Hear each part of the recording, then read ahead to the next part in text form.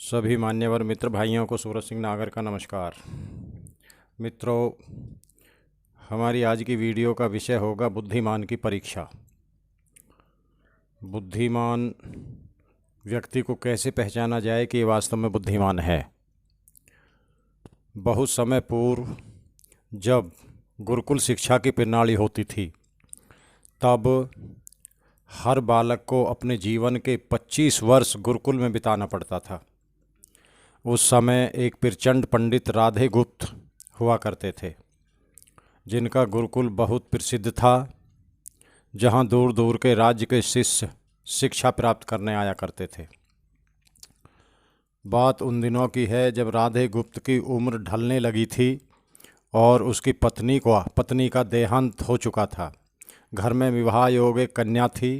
राधे गुप्त को हर समय उसकी चिंता सताती रहती थी। वह उसका विवाह एक योग्य व्यक्ति से करना चाहते थे, जिसके पास संपत्ति भले ना हो पर वह कर्मठ हो, जो किन्हीं भी परिस्थितियों में उसकी बेटी को खुश रख सके और उचित समय पर उचित निर्णय ले सके। एक दिन उनके मस्तिष्क में एक ख्याल आया और उन्होंने इस परेशानी का हल सोचा कि क्यों ना वो अपने खुद के शिष्यों में से ही योग्य वर की तलाश करे। उनसे बेहतर उनकी बेटी के लिए और क्या हो सकता है। इस कार्य के लिए उन्होंने बुद्धिमान की परीक्षा लेने का निर्णय लिया और सभी शिष्यों को एकत्रित किया। राधे गुप्त ने सभी से कहा कि वे एक परीक्षा आयोजित करना चाहते हैं, जिसमें सभी की बुद्धिमानी का परिचय होगा। उन्होंने सभी से कहा कि उन्हें अपनी पुत्री के विवाह की चिंता है, जिसके लिए उनके पास पर्याप्त धन नहीं है।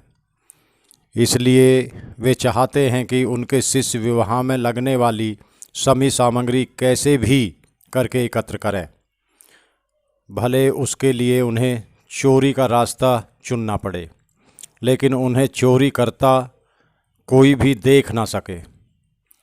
इसी एक शर्त का पालन सभी को करना है। अगले दिन से सभी शिष्य कार्य में जुट गए। रोजाना कोई ना कोई तरह तरह की वस्तुएं चुरा कर लाता और राधा गुप्त को दे देता। राधा गुप्त उन्हें एक विशेष स्थान पर रख देते, क्योंकि परीक्षा के बाद यह सभी वस्तुएं उनके मालिक को वापस करना जरूरी था, क्योंकि वे अपने शिष्यों को सही ज्ञान देना चाहते थे। सभी शिष्य अपने अपने दिमाग से कार्य कर रहे थे, लेकिन उनमें से एक चुपचाप गुरुकुल में बैठा हुआ था, जिसका नाम रामास्वामी था। वह राधा गुप्त का सबसे करीबी और होनहार छात्र था। उसे ऐसा बैठा देख राधा गुप्त ने इसका कारण पूछा। तब रामास्वामी ने बताया कि आपने परीक्षा की शर्त के रूप में कहा था कि चोरी करते वक्त इसे कोई ना देख सके। इस प्रकार अगर हम अकेले में भी चोरी करते हैं, तब भी हमारी अंतरात्मा उसे देख रही है। हम खुद से उसे नहीं छिपा सकते। इसका अर्थ यही है कि चोरी करना व्यर्थ है। उसकी यह बात सुन राधा गुप्त के चेहरे पर खुशी छा जाती है। वे उसी वक्त सभी को एकत्रित करते हैं और पूछते हैं कि आप सबने जो चोरी की, क्या उसे किसी ने देखा? सभी कहते हैं नहीं। तब राधा गुप्त कहते हैं कि क्या आप अपने अंतर मन से भी इस चोरी को छिपा सके? सभी को बात समझ आ जाती है और सबका सिर नीचे झुक जाता है, सिवाय रामास्वामी के।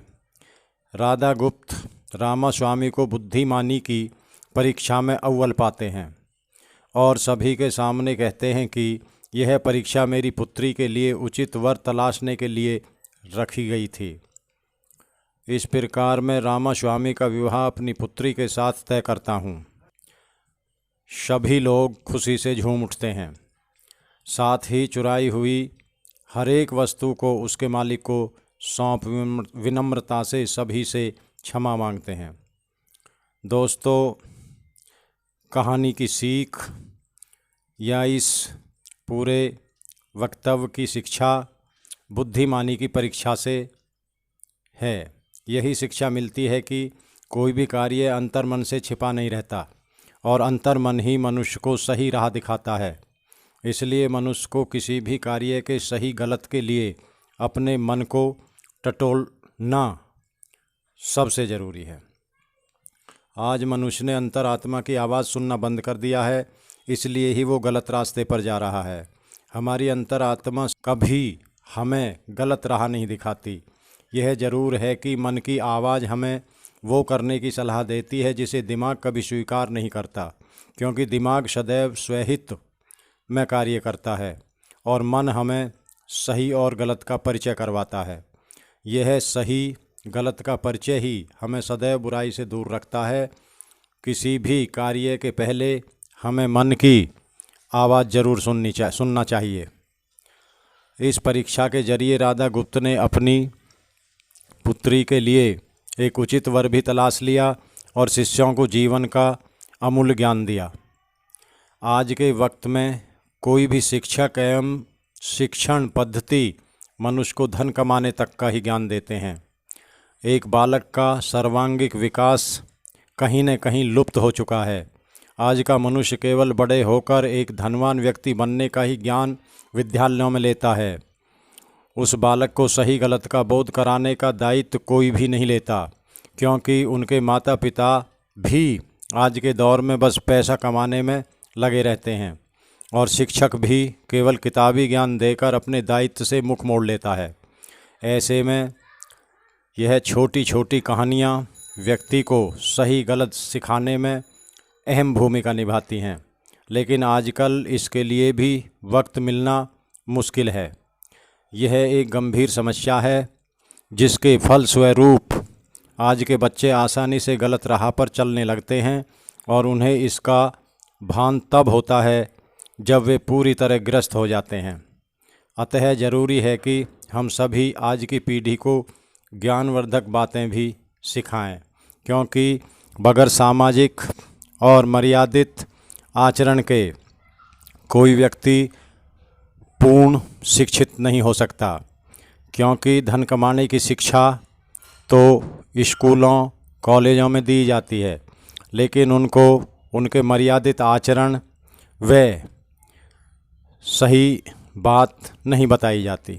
दोस्तों, अगर यह हमारी वीडियो, हमारा विचार आप लोगों को अच्छा लगे तो वीडियो को शेयर व सब्सक्राइब अवश्य करें। धन्यवाद मित्रों।